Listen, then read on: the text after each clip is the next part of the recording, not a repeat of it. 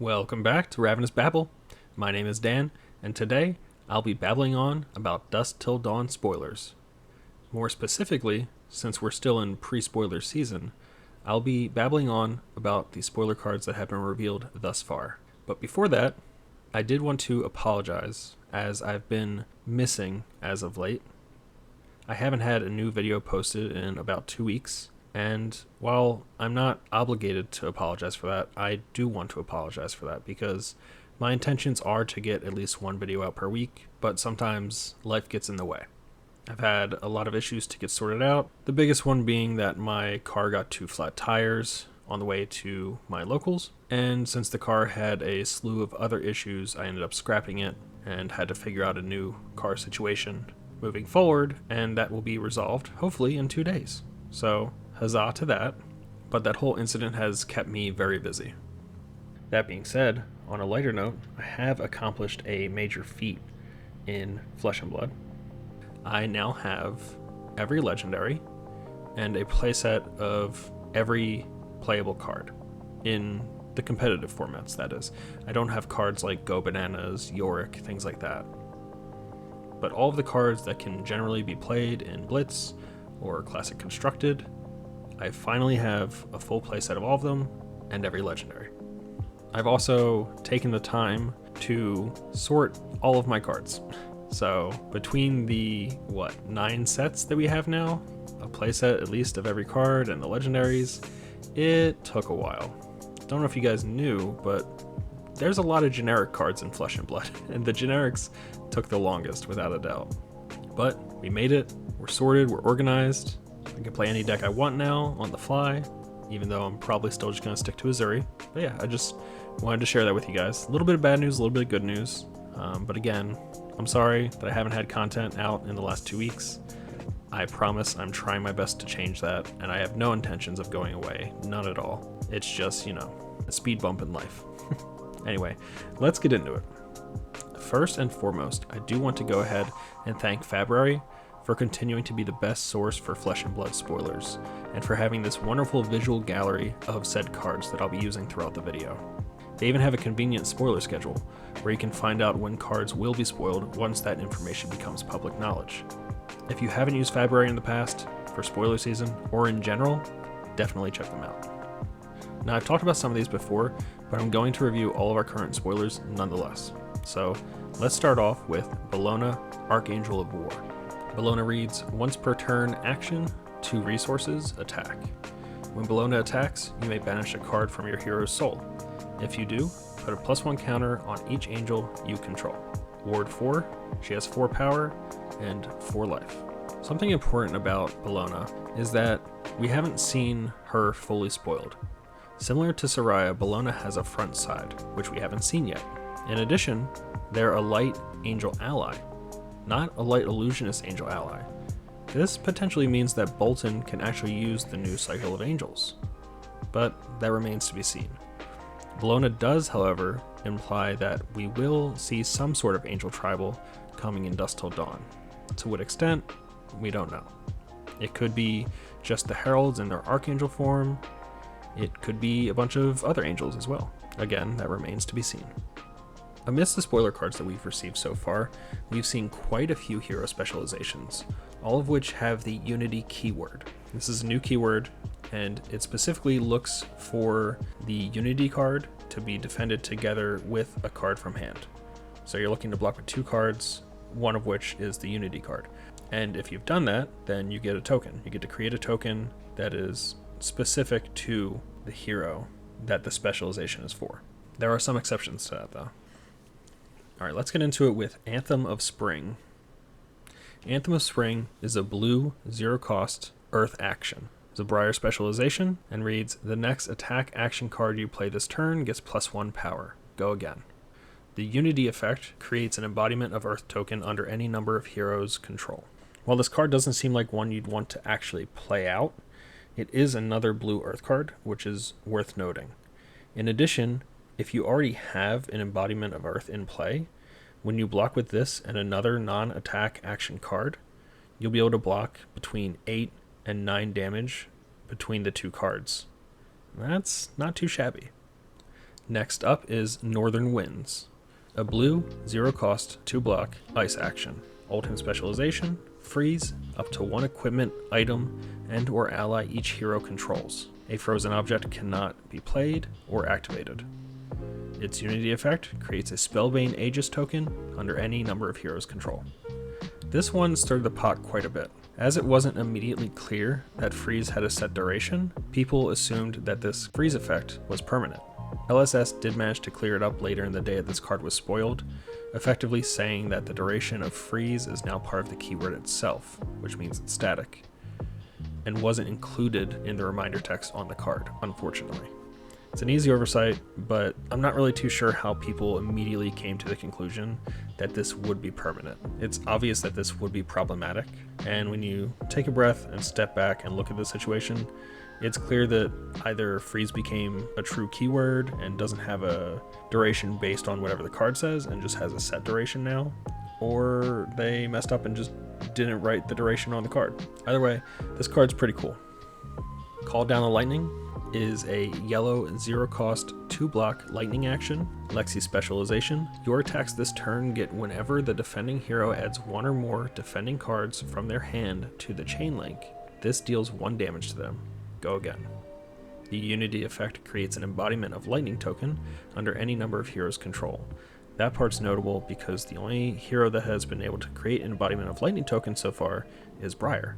And while that token is not an elemental Runeblade token, it's an elemental token, so seems fair to me.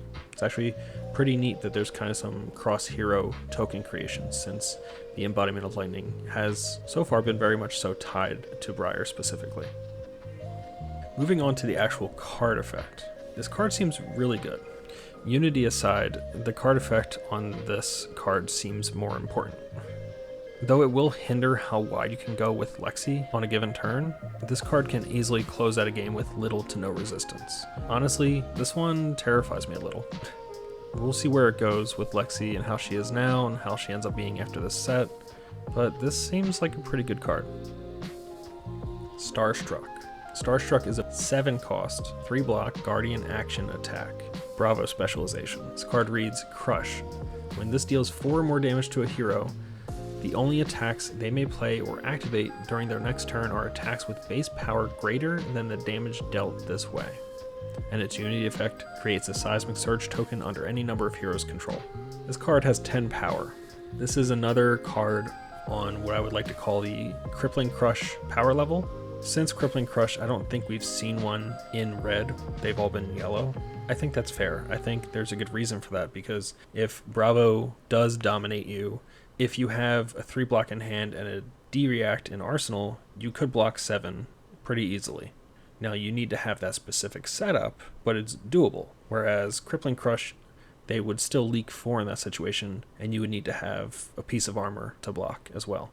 So while Crippling Crush does have its place, I'm very happy that cards of that power level, that power scaling, starting at 11 on red, I'm glad they've stuck to yellow. It's just easier to handle. It's still good. It's still going to put a lot of pressure on the opposing hero, but it's not absolutely backbreaking like Crippling Crush can be. This card does seem really good. Another big crush card, and this one, like many others, can shut down a number of heroes if the crush is able to go through.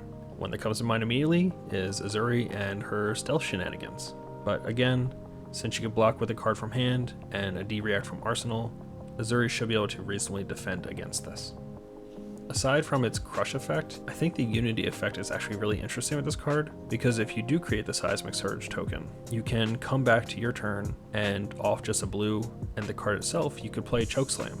Instead of needing 4, it's 3. And let's say you activated Tectonic Plating, blocked with Starstruck and another card, you could play Spinal Crush off of a single blue. That's really good. I think this card has a lot of applications, and though it's not red or blue, I don't think Guardians really like running yellows too often. I do think that this card is going to find a home in a ton of Bravo decks. Chorus of the Iron Song is a yellow 1 cost 3 block warrior attack reaction. It's a Dorinthia specialization and reads, until the end of turn, target Dawnblade gets +1 power, and damage this would deal can't be prevented. The Unity effect creates a Courage token under any number of heroes' control, and I'm just going to say it now. We don't know at the moment what the Courage token does. It is speculated that it makes your next weapon attack cost 1 less, similar to Courage of Bladehold, but we'll see. It could be literally anything. There are a couple cards that I'll be talking about that create Courage tokens, but I won't be able to give a full review of those, only because I have no idea what the token does. That being said, the unpreventable damage that this card can do, I think, is a big deal when it comes to the new Prism. If she's heavily designed to play with the ward mechanic, it would pop every single thing on her board with ward, and that seems like it could be pretty good. So this card could see a ton of play if Prism is heavily ward based. It's also worth noting that this card should also work with Dawnblade Resplendent, since it just reads target Dawnblade. Alluring Inducement. Alluring Inducement is a yellow, 2 cost, 2 block, 2 attack, shapeshifter action attack. That's right, this is our first shapeshifter card, and it's a Shiana specialization. When this attacks, the defending hero reveals their hand. You may choose an attack action card revealed this way. If you do, this becomes the chosen card, and its Unity creates an Eloquence token under any number of heroes' control. We'll get into the Eloquence token in a second. Let's talk about the card itself. First off, Shiana is already getting a lot in this set between all these specializations, which is great, but now she gets her own. This 2 cost attack can copy any attack in your opponent's hand, and I don't know about you, but a 2 cost Crippling Crush seems pretty good. Pretty good. And even if your opponent doesn't have attacks, it still comes in for 2 damage, which isn't nothing. It's not great. That rate is terrible, but you do get to see your opponent's hand. So there's at least some knowledge to be gained there. Now the Eloquence token. It's a generic token aura, and it says, when you play a non-attack action card, destroy this, and the card gets go again. This token appears to be limited to Shiana at the moment, but who knows. And while it doesn't seem to be great into Shiana's card pool at first glance, there are some interesting cards that can be used with it, like Tome of Fyendal. So I'm interested in seeing what kind of play patterns this card introduces to Shiana. It's also worth mentioning that if you pre-order a case of Dusk Till Dawn from Star City Games, you will receive a Cold Foil Eloquence token. It's 1 token per case, but that is how you get that token in Cold Foil. So alright, so let's talk about the bannerets. We've gotten spoilers for 6 banneret cards so far, each of which will have extended art as either buy a box promos, which are returning to local game stores with the release of Dusk Till Dawn, or entry promos for Calling Birmingham. The buy a box promos are Banneret of Resilience, Salvation, and Vigor, and the Calling Birmingham promos are Banneret of Courage, Gallantry, and Protection.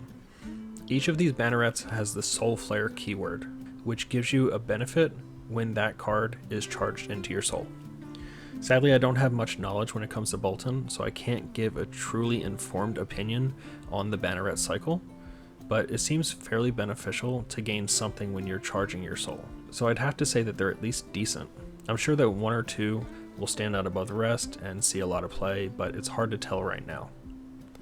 So I'm going to go over these bannerets 3 at a time because their template is the same. So Banneret of Courage, Gallantry, and Protection, they are all yellow, they all cost 1 to play, they all block for 3, they all attack for 4, and they're all light warrior action attacks. Banneret of Courage reads Soul Flare. When this is charged into your hero's soul, create a Courage token. Again, we don't know what Courage tokens do yet.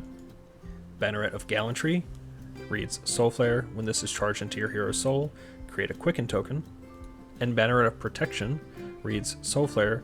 When this is charged into your hero's soul, create a Spellbane Aegis token. That last one I think is actually pretty cool for sideboard tech.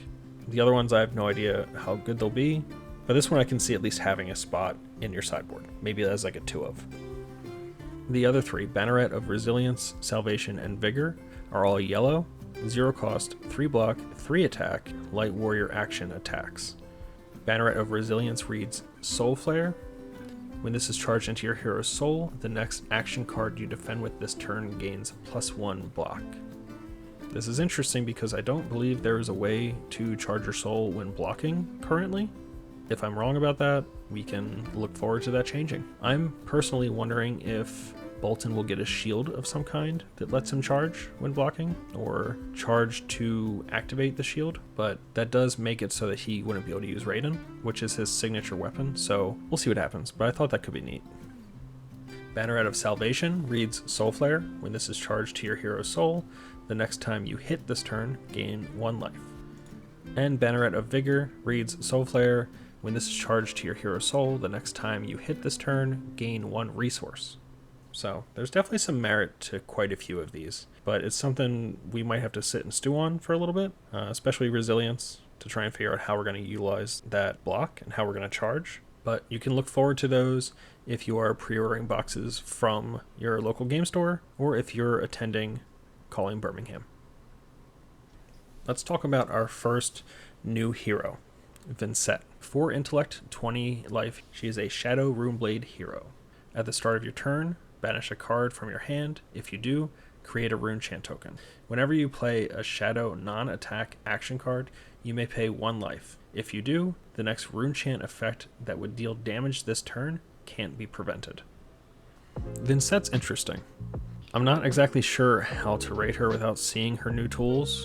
That being said, I do wonder if the Banish ability will be more commonly used to immediately play cards from Banish as to avoid blood debt damage, or if there will be a strategy to build up cards in your Banish zone to potentially play them all at once in a sort of combo or have a more impactful turn while sort of racing the clock against your blood debt damage. I think it's an interesting thought, but we'll see what happens.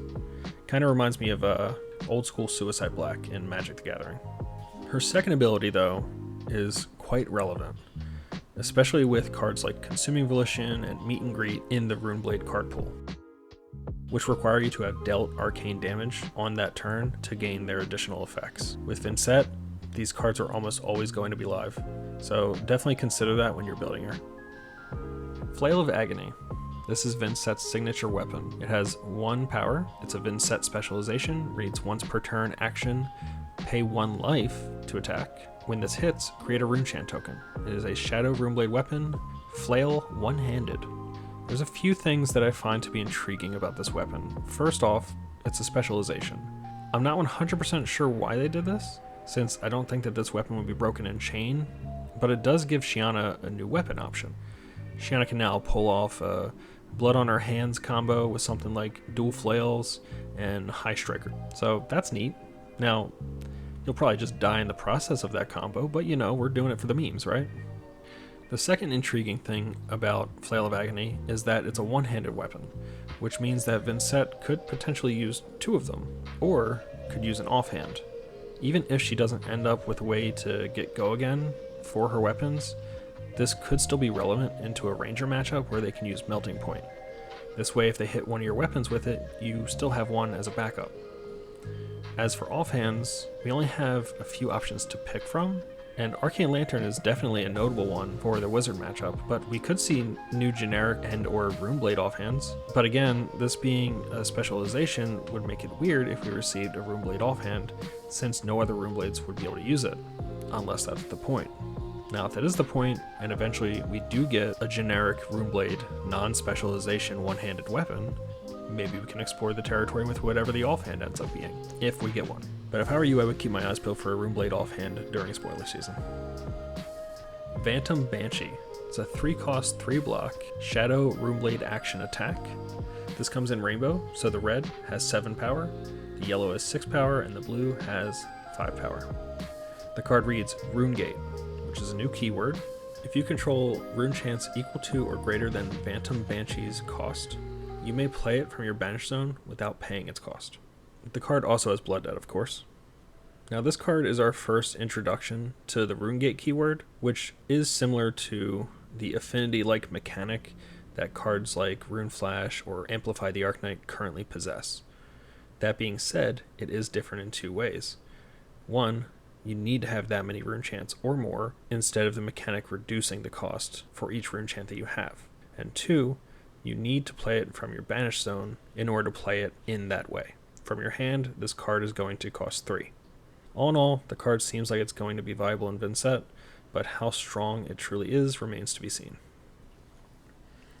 Alright, let's look at our second hero in Dusk Till Dawn. Prism, Advent of Thrones. Prism is a 4 intellect, 16 life, light illusionist hero, young, and it reads, whenever a card with Herald in its name is put into Prism's soul during an action phase, you may search your deck for a Figment, put it into the arena, and then shuffle. Once per turn instant, for 2 resources, banish a card from Prism's soul, awaken target Figment you control. Got a lot to say about Prism, so buckle up. I'm going to go on a limb here and say that Figments are likely a new card type tied to the front side of the new Angel cards, meaning that whenever you trigger her first ability, you can tutor for an Angel in your deck.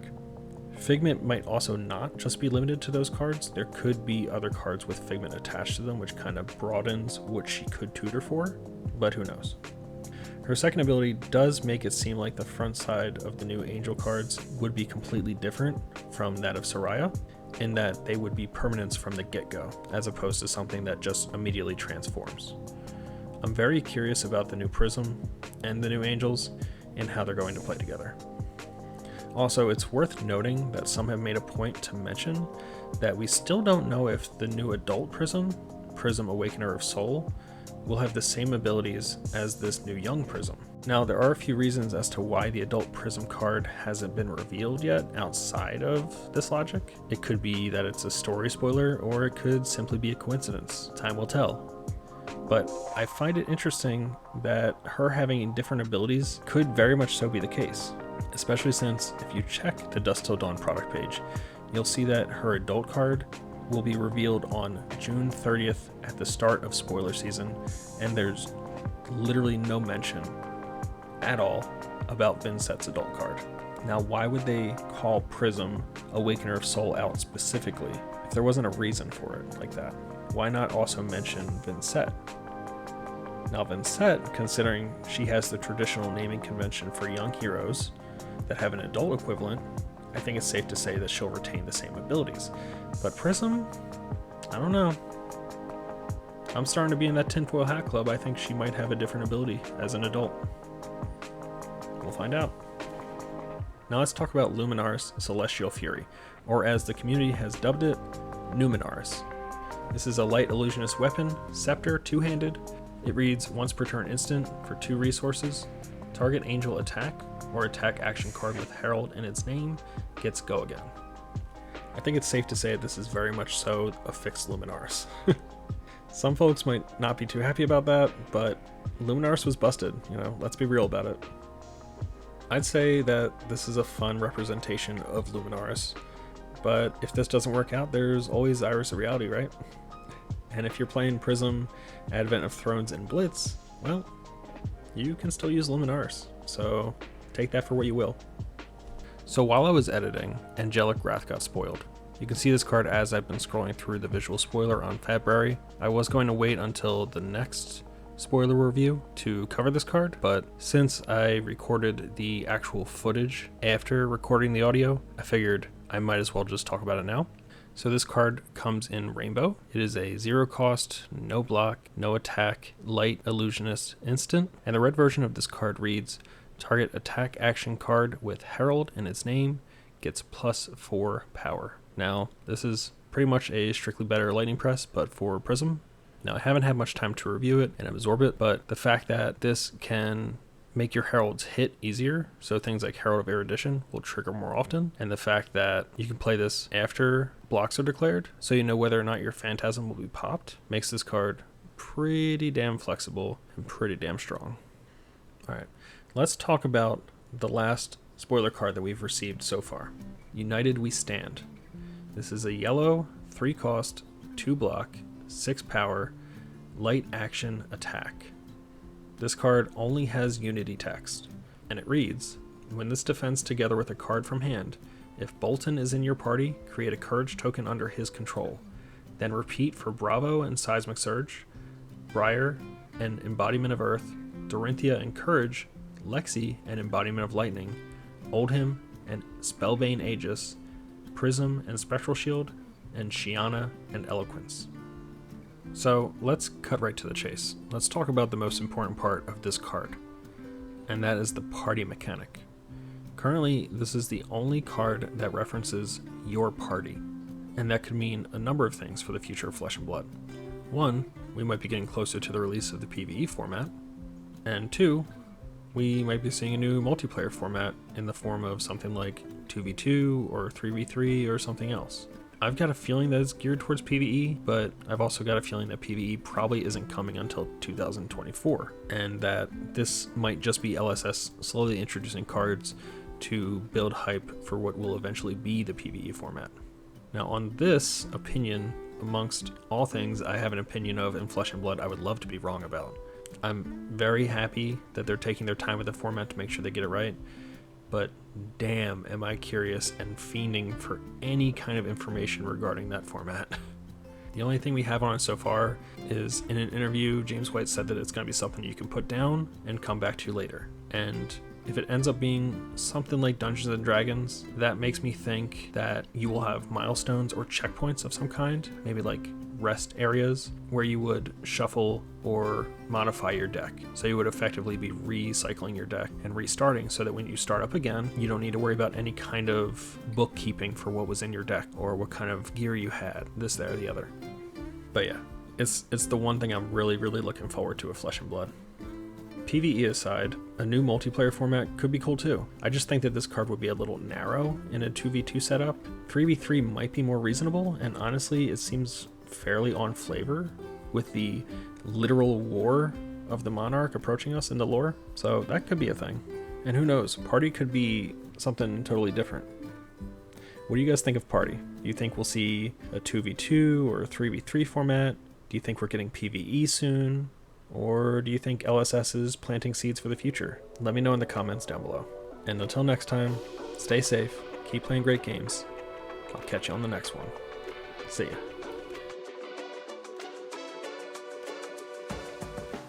Shout out to the Ravenous Babble patrons who keep the channel going. If you would like to support the channel, head over to patreon.com/ravenousbabble and see which tier is best suited for you.